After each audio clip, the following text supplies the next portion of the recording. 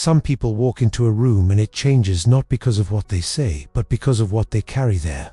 A certain kind of energy that doesn't ask for attention, it just draws it. It doesn't demand connection, it creates it. Call believed that our unconscious mind communicates long before our words ever do. Your energy, shaped by your past, your healing, your silence, your boundaries, speaks louder than you think, and sometimes it speaks so clearly that others become hooked before they understand why. You don't chase, you don't try, but people keep circling back, wanting to be near you, wanting to figure you out, wanting to stay. That's what happens when your energy is addictive. But the truth is, most people with that kind of presence don't even realize it, because it wasn't built to seduce, it was born from pain, reflection, and growth. Here are 10 signs that your energy is addictive, and you've probably never seen it that way. We begin with the first 5. 1. People feel calm around you. Even when they're anxious, you may notice that people open up to you easily. They tell you things they didn't plan to share. They relax in your presence. Even when they walked in carrying storms inside them, it's not that you fix them, it's that your energy doesn't escalate theirs. You regulate without trying. Your nervous system is grounded, and people can feel it. Carl Jung talked about the collective unconscious and the way we recognize in others the things we long for in ourselves. When someone feels chaos inside and meets someone who carries quiet strength, they become drawn in. Your presence offers them a kind of reset, not by advice or instruction, but by simply being you. Don't need to speak to calm the room, you just need to be there. And for many, that's something they can't explain, but they don't forget to. You say very little, but people remember everything you said there. A difference between noise and resonance. Your words don't just pass through people. They land, they stay. You don't speak to be heard, you speak when it matters, and because your energy isn't chaotic, your silence has weight. So when you do say something, it cuts through the fog. Carl Jung believed the truth often comes in whispers, and when a person speaks from alignment, from knowing themselves, from not needing to impress, their words carry. Probably noticed that people quote things you said in passing. They reference something you forgot you even shared, because to you, it was a moment, but to them, it was a mirror. And that's addictive, because in a world where most people talk to be seen, you speak to connect. And people crave that kind of presence, even if they don't know how to describe it. 3. You don't try to be mysterious, but people are magnetized by what they can't read. You're not hiding.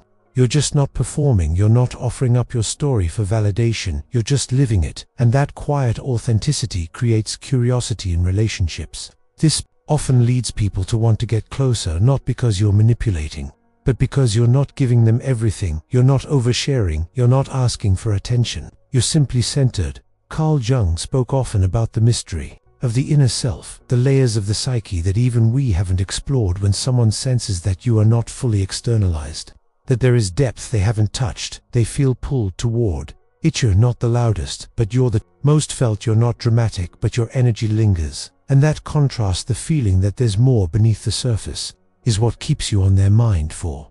You trigger people without meaning. Too addictive energy is not always soft. Sometimes it makes people uncomfortable, not because you did anything wrong, but because your presence reveals what they've buried. You may have noticed that some people project things onto you, that you walk into a space and feel tension that has nothing to do with your actions, that your silence feels threatening to those who rely on performance, that your boundaries upset those who benefit from overgiving. Carl Jung believed that what we reject in ourselves, we see in others. You become a mirror, not by trying, but by existing authentically. Your calm triggers their chaos. Your clarity triggers their confusion. Your wholeness triggers their fragmentation. And yet, they return again and again, because your energy holds something they both crave and fear. And that contradiction is what makes it addictive. You don't need to provoke to have impact. You just need to be real, and that's more disruptive than you think. 5. You attract people at their breaking point, not because you're a savior, but because your presence feels like a pause,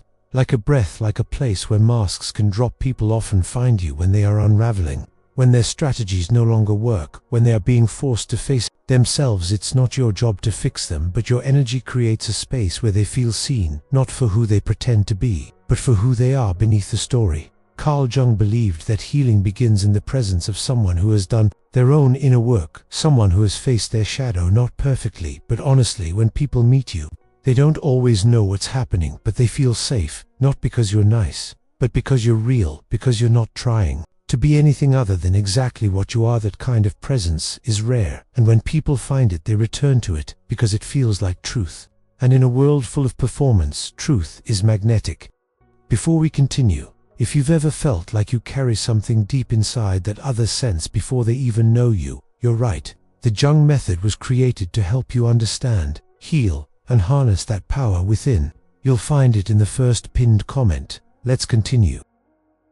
6. People confuse their feelings around you sometimes. People act strange when they're near you. They become softer, more open, or more reactive, more unsure of themselves. They laugh harder, they think more, they remember you in moments of silence, but they can't explain why. What they're feeling is your frequency. Your presence reaches beyond physical appearance or personality traits. It touches the unconscious. Carl Jung wrote about archetypes that live within the psyche. When someone meets a person whose energy activates something buried, they don't always know what to do with it. To become a trigger for emotional memory.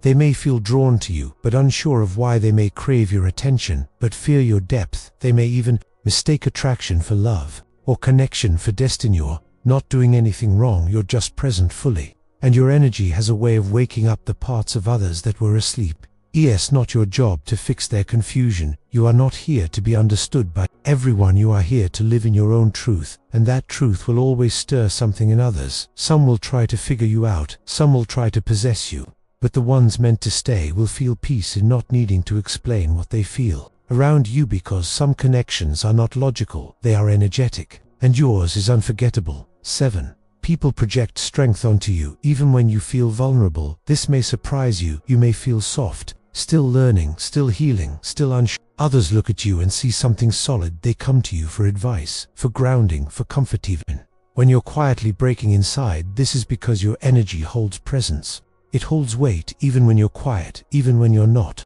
at your best. Carl Jung believed that the persona is what we show to the world, but when your energy is addictive, it's not the persona that attracts, it's what's underneath. What's underneath is integration. Even if you don't realize it yet, even if you're still growing, there's a part of you that has done the work, faced the dark, chosen not to. No matter. People feel that in you. It gives them courage. It reminds them what's possible. It shows them what real strength looks like. Not perfection, not performance, but presence. When you walk into a room, you don't need to lead to be followed. You don't need to impress to be respected. You don't need to shine to be shined, because your energy is already full, and that fullness is something others want to stand beside. Even when you feel empty, they feel your light. Even when you doubt yourself, they believe in what you carry, because some forms of strength are quiet, and the world is starving for that. 8. You make people question who they are. This is not about manipulation. You don't need to challenge anyone's identity, but your way of being naturally causes others to reflect. You walk into a space with calm while others chase approval. You move with intention while others rush through performance. You speak when it matters and remain silent when others fill the air. Carl Jung said that when the shadow is confronted, the ego resists, and your presence has a way of confronting ego without confrontation. You make people feel their own inauthenticity. You make them notice their own masks. You remind them of what they once valued but abandoned. Your integrity is a quiet disruption, not because you call people out, but because you live in alignment. And that energy makes noise. Even when you're silent, some will admire you for it. They'll be drawn to you because they want that kind of truth. Others will resist. They'll project. They'll try to bring you down, but none of that is about you. It's about what your energy makes them feel about themselves. The truth is, you make people feel, and in a numb world, that is a rare and powerful thing. Addictive energy is not always soothing. Sometimes it's activating. Sometimes it wakes up what people try to forget, but the ones who are ready will not run. They'll stay and thank you silently for reminding them of who they are. 9. You leave a mark without trying up. You leave the room. People talk about you, not in gossip but in curiosity. They replay things you said. They remember how you looked at them. They wonder what it is about you that lingers. You may not notice it because you're not trying to stand out. You're not dressing to impress. You're not seeking attention. You're just showing up as yourself. But that's exactly why you leave an impression. Because most people don't. Most people are trying to be something. You're just being, and presence is magnetic. It burns into memory, into emotion, into the nervous system. Carl Jung taught that memory is not just cognitive, it's emotional. We remember experiences based on how they made us feel, and your energy makes people feel, not always safe but always seen. You don't disappear when you walk away, you stay in words, in tone, in the parts of them that are still figuring themselves out. That is what makes your energy addictive. It stays after you go.